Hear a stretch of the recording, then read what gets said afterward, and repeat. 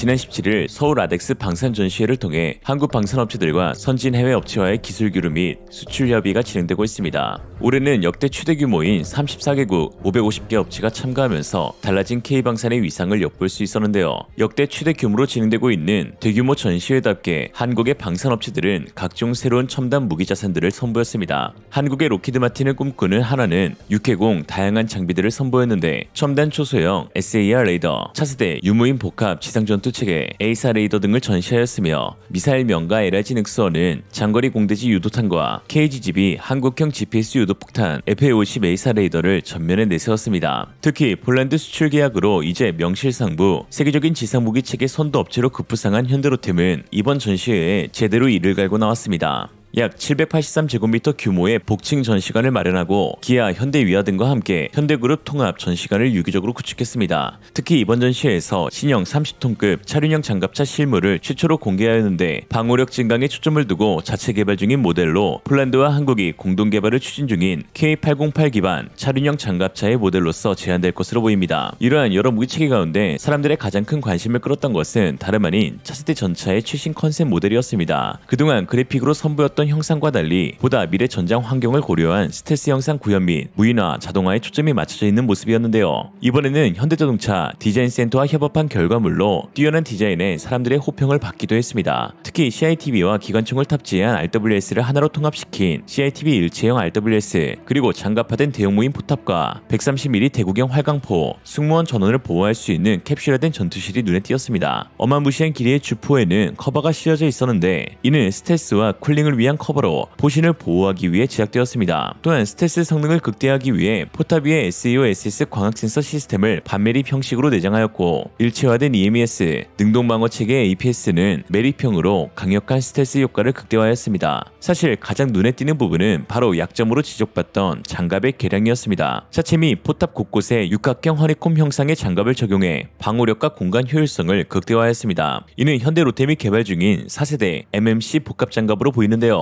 그동안 유럽의 MGCS나 독일의 판터 KF-51, 미국의 에이브람스 X와 같은 차세대 전차들도 모두 4세대 복합 장갑 채택을 표명하였지만 그 가운데 어떤 전차도 육각형 구조를 접목한 전차는 없었는데요. 이러한 점에서 K3 전차의 육각형 복합 장갑은 매우 참신한 아이디어로 평가받고 있습니다. 그렇다면 왜 육각형 구조를 적용한 것일까요? 우선 육각형은 공간 확보에 가장 효율적인 구조입니다. 최소한의 재료로 최대한의 공간을 확보할 수 있는 가장 경제적인 구조로 알려져 있는데요. 평면에 서로 붙여놓았을 때 변이 맞닿아 있어 빈틈이 없기 때문입니다. 물론 정삼각형이나 정사각형도 틈이 생기지 않게 평면을 덮을 수 있는 도형이지만 이러한 경우 벽면을 이루는 전체 둘레의 길이는 긴데 비해 활용되는 공간이 육각형에 비해 좁다는 단점이 있습니다. 이에 수학자 토마스 헬스는 최소의 둘레로 같은 면적의 영역으로 분할하는 가장 좋은 방법은 육각형이다 라는 것을 수학적으로 증명하기도 했죠. 또한 육각형은 균형 있게 힘을 배분하는 구조로 특히 방어 장비에 있어 매우 효율적으로 사용될 수 있습니다. 정삼각형은 안정적이나 둘레에 사용하는 재료에 비해 공간이 작아 비효율적이고 외부의 충격이 분산되지 않아 쉽게 비틀리거나 찌그러져 변형되기 쉬운 반면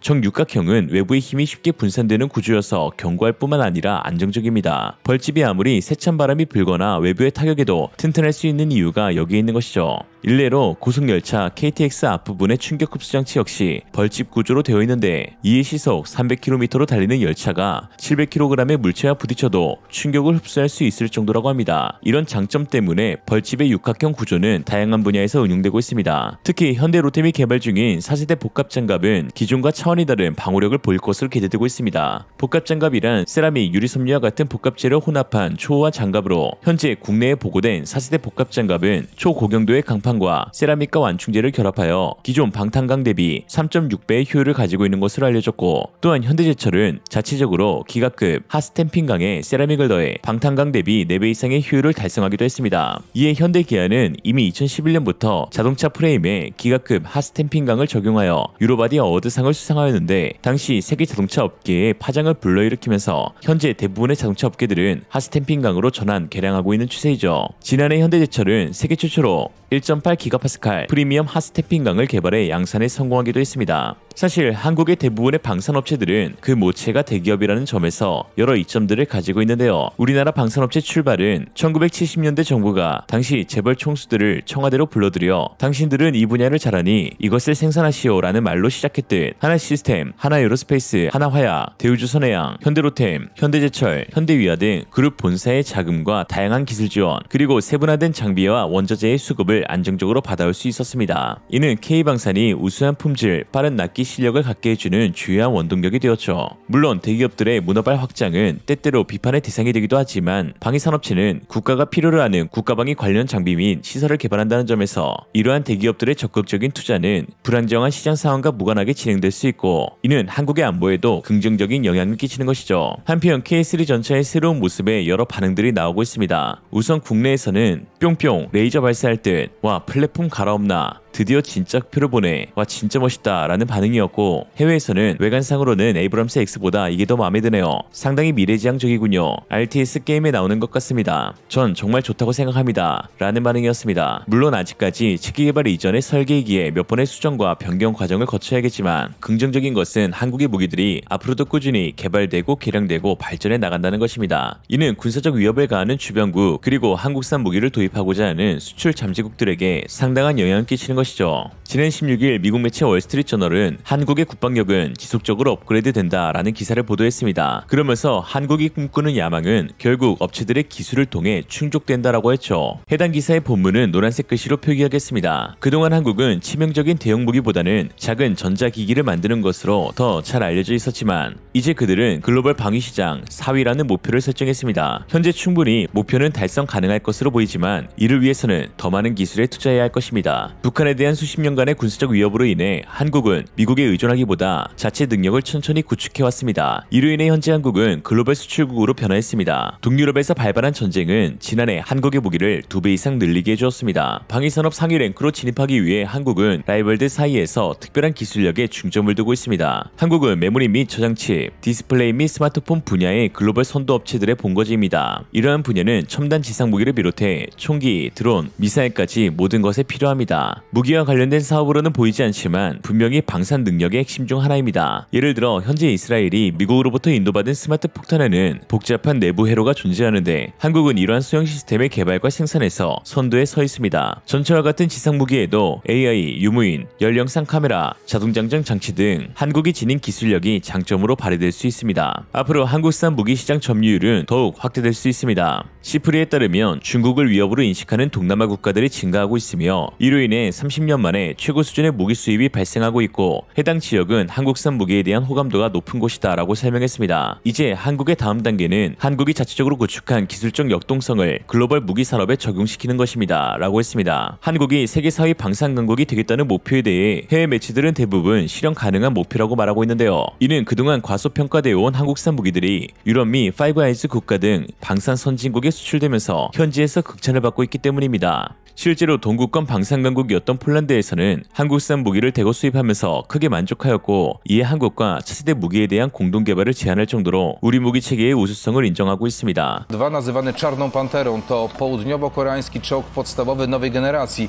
Maszyny mają automatycznie ładowane działo kalibru 120 mm, pozwalające oddać aż 15 strzałów na minutę. Czołg wyposażony jest też w zaawansowany pancerz i systemy aktywnej ochrony. Czarne Pantery weszły do służby w koreańskich siłach zbrojnych w 2014 roku i są jednymi z najnowocześniejszych takich maszyn na świecie. A obok samych czołgów Koreańczycy zapewniają pełen transfer technologii do polskich zakładów zbrojeniowych. W przyszłości w oparciu o czołg K2 ma powstać polski wariant K2PL. O szczegółach Kamil Trzaska. Mówienie o przemyśle zbrojeniowym Korei Południowej wymaga choć pobieżnego spojrzenia w przeszłość. To jeden z nielicznych krajów świata, który od przeszło pół wieku jest formalnie w stanie wojny ze swoim sąsiadem z północy. Życie w ciągłym zagrożeniu ze strony Pjongjangu wymusiło na Seulu gigantyczne nakłady na zbrojenia. Dysponuje sprzętem uważanym przez wielu za światowy top. Lepsze systemy kierowania ogniem, możliwość wykrywania celów nawet na 10 km, rażenia nawet do 8 km. I co istotne, są wciąż testowane, ulepszane i modernizowane. Co najważniejsze, są dostępne w zasadzie od zaraz. Polska właśnie zamawia pierwsze dostawy sprzętu z Korei. Jeszcze w tym roku pierwsze armatohaubice, jeszcze w tym roku pierwsze czołgi, w przyszłym roku pierwsze samoloty wielozadaniowe dla sił powietrznych. Technika rosyjska. Wiemy, że wojna jest prowadzona na Ukrainie. My jesteśmy uzależnieni od dostaw części zamiennych, jakby nie było z tamtej strony. Praca z Koreą Południową opiera się na dwóch istotnych elementach: sprawdzonym i dobrym sprzęcie i jego natychmiastowej dostępności. Ukraina nas uczy, że żeby się obronić, to trzeba być naprawdę bardzo silnym. Ale przede wszystkim byśmy chcieliby po prostu wojna Polski nie dotknęła. A żeby tak się stało, polskie wojsko musi mieć wystarczający potencjał odstraszania.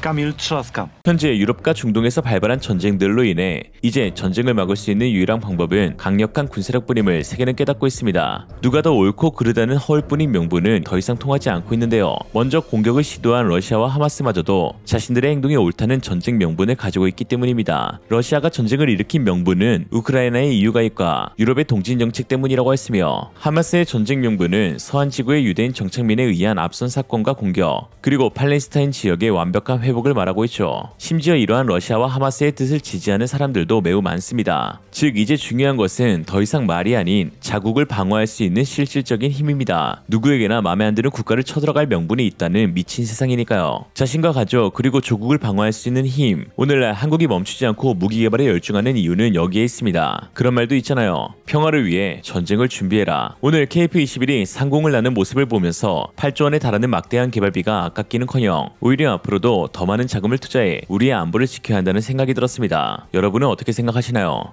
오늘의 한 줄평, 무기 개발엔 세금 아깝다는 사람들의 특징, 얼마 안 된다. 이생으로 리얼리즘이었습니다. 여러분의 생각은 어떠신가요? 현명하고 지혜로운 여러분의 의견을 지금 댓글에 남겨주세요. 감사합니다.